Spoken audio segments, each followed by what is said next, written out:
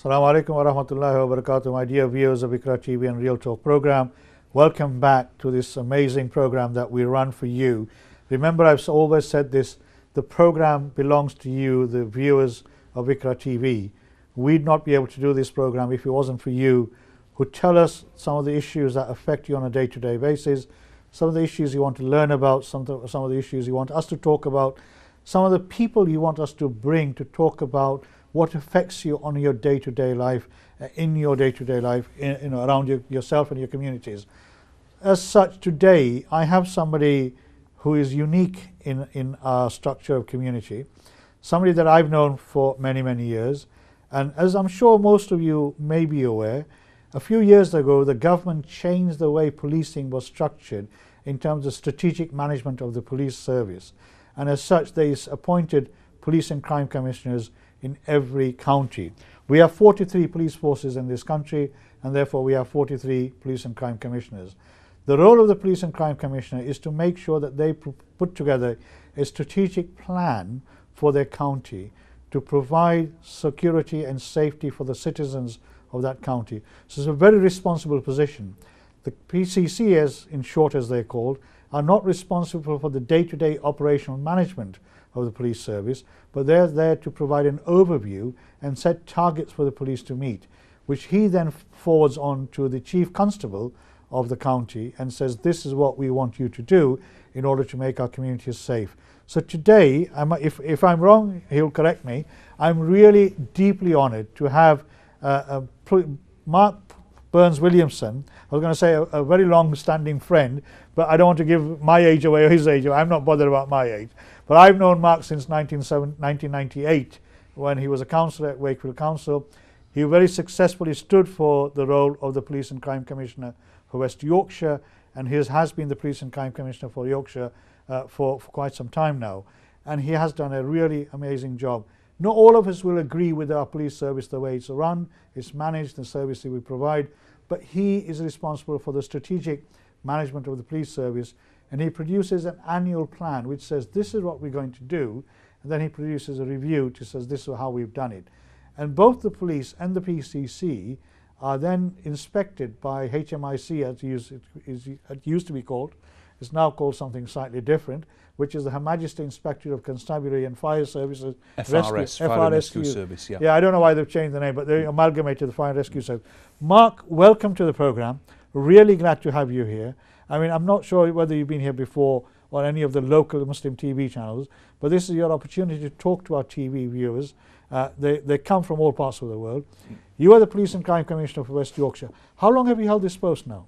Yeah, well, firstly, Iqbal, I'm pleased to be here to do this interview. And you haven't aged a bit since I got to know you. That's very good of you to say, but apart from the goatee beard. Yeah. Well, as you say, we go back a fair number of years.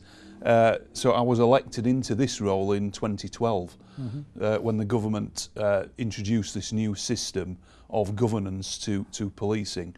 And I was re-elected in 2016 across West Yorkshire, and West Yorkshire actually is the fourth biggest police force in England and Wales. It covers a population of about 2.2 million people, clearly a big metropolitan area. You've said that, yes, I am responsible for the police and crime plan, which sets out that strategic vision, but I'm also responsible for the budget, which is about 420 odd million pounds, so nearly £500 million just for West Yorkshire Police. Clearly I'm elected, so part of the role is around engagement, making sure I'm consulting with our communities as often as possible, and that the priorities that I set in the plan reflect broadly the views of the public as well. I know you do a lot of sort of community engagement events throughout the whole of the county. I mean, you are in this unique position that you have a very urban communities, and then you have very rural communities as well. And obviously within that, you have, for example, places like Bradford and Leeds, where you have communities from different ethnicities as well, populating those centres. I mean, there are communities in Kirklees, but not to the same extent. I mean, in your role, your role used to be done by a police authority. So we used to have the West Yorkshire Police Authority before, which was managed by councillors from across the 5 districts. Now you're singly responsible for that strategic plan and the budget. I mean, how onerous is that role for you? I mean, I know it's a full-time, you probably work, all the hours of the day, but I mean, it is a very, very powerful role that you have, and it's a huge responsibility. How do you carry that out? I mean, the pressures on you must be enormous. Yeah, I mean, firstly, I do enjoy the role. That's the first thing to say. But yes, in these roles you do have very significant responsibilities, and obviously I try to carry those out to the best of my ability. And as you say, we've got some very diverse communities here in West Yorkshire, Bradford, of course, Kirklees, Calderdale, parts of Wakefield as well, Leeds, yeah. and of course Leeds. So it's really important that we engage as much as we can.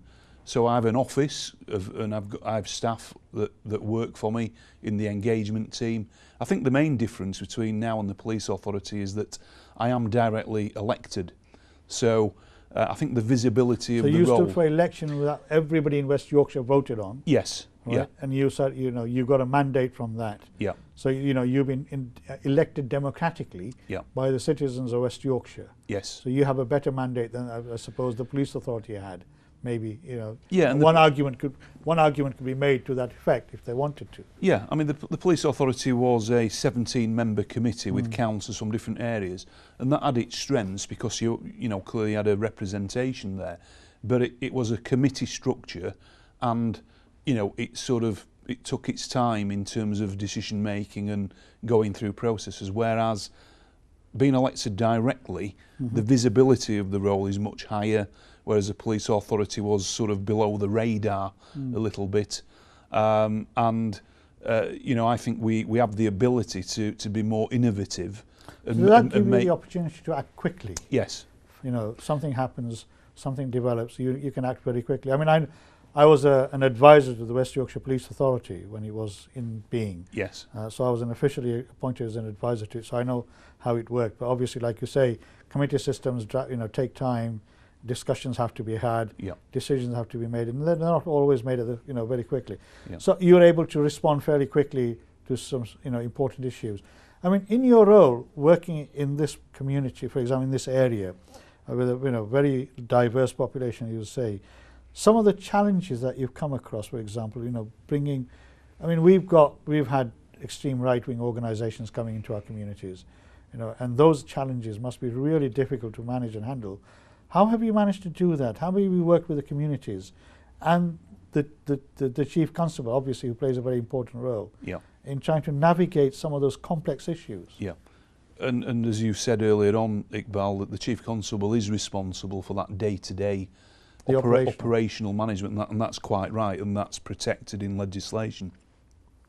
But I am pleased to say, by and large, that our communities in West Yorkshire have got lots of common sense, and they tend not to overreact when we get extreme protests of one kind or another.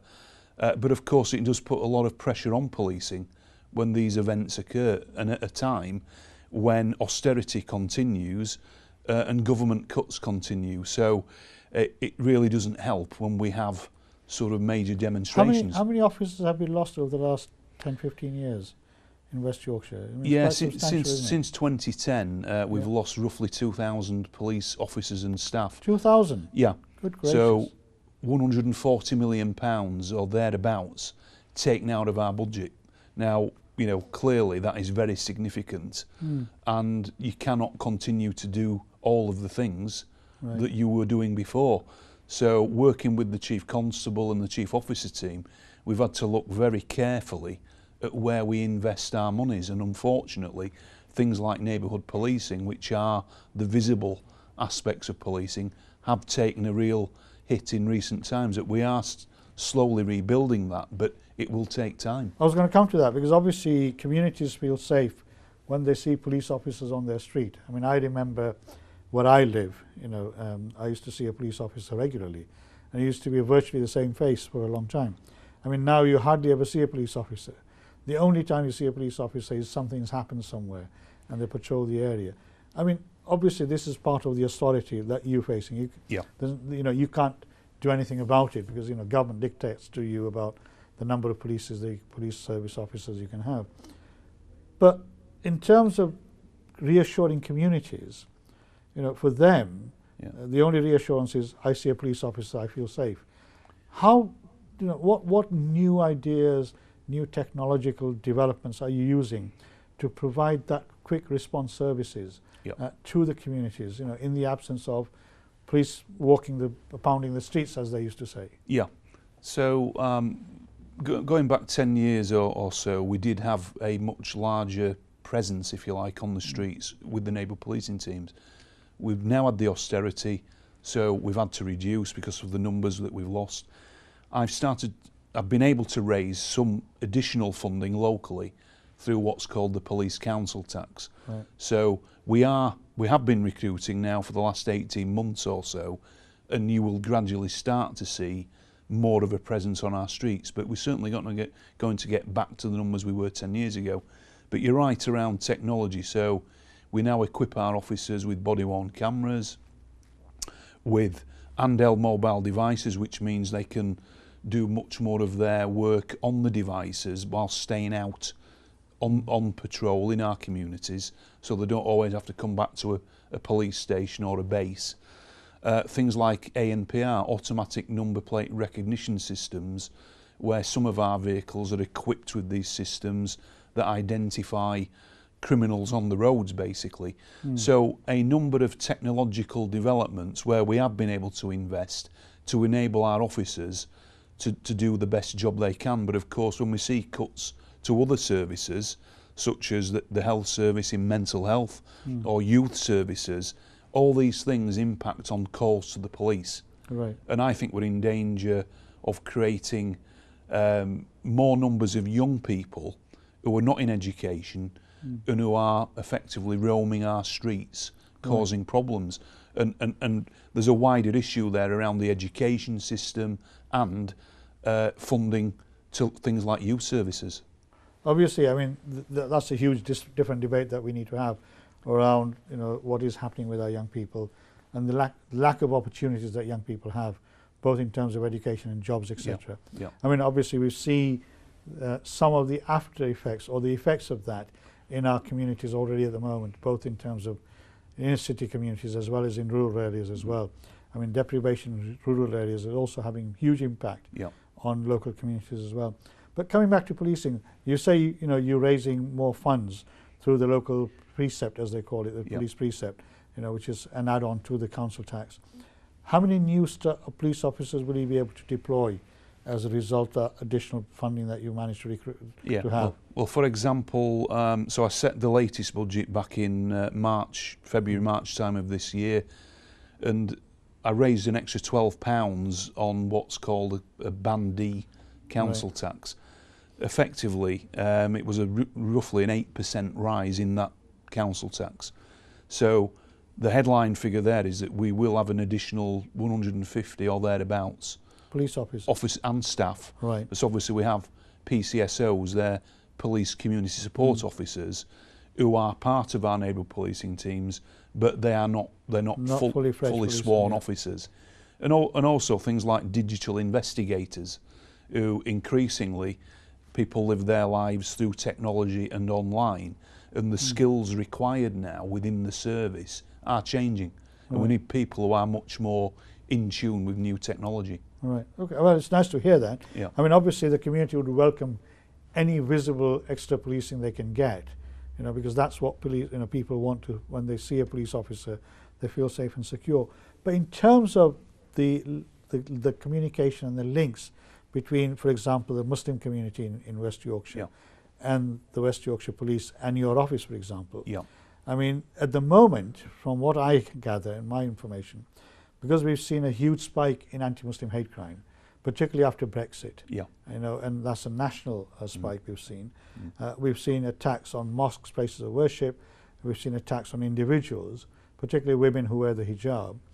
How are you reassuring those communities in particular, that you're doing everything you can to provide protection, and well-being to them, so they can feel safe in their communities, in their streets, in their homes, What sort of initiatives have you put in place? Yeah, well, firstly, we take those things very seriously, and where there has been attacks on mosques or individuals based on faith or religion, we act very quickly on those.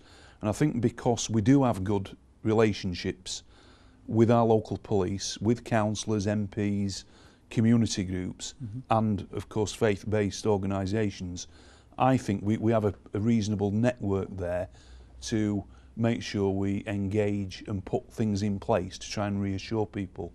We've also had a hate crime campaign running now for about 3 years, and I accept that the numbers have increased, but we shouldn't always see that negatively, because I think there's an increase in confidence in actually reporting hate crime as well, which is a good thing, because then we can address it if we know that it's going on.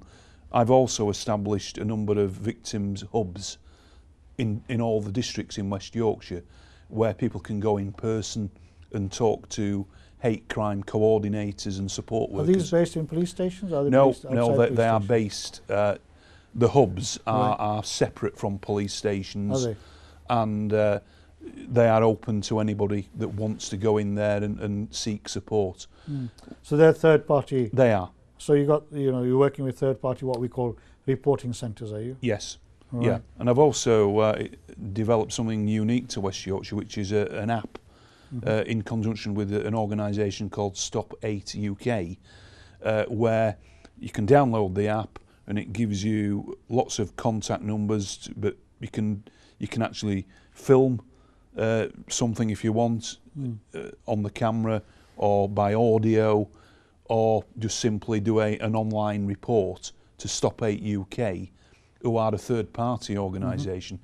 And actually, Iqbal, a lot of people would rather contact a third-party organisation rather than necessarily go straight to the police with some of these incidents, which is understandable. But that's why it's important we work with voluntary community sector organisations to have these networks in place. Right. I mean, I can understand Stop Hate UK, because they're a Leeds-based organisation. Yeah. I provided them some funding. When I say I was chair of a Home Office group that the Home Secretary asked me to task force. So we gave some funding to them to improve, reporting of race hate crime in those days. Yeah.